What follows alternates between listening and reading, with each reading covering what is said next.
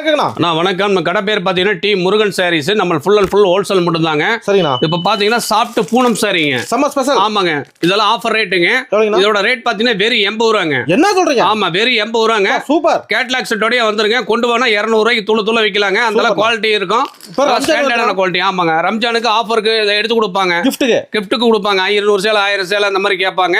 இந்த மாதிரி கேட்லாக் செட்டோடய வந்துருங்க.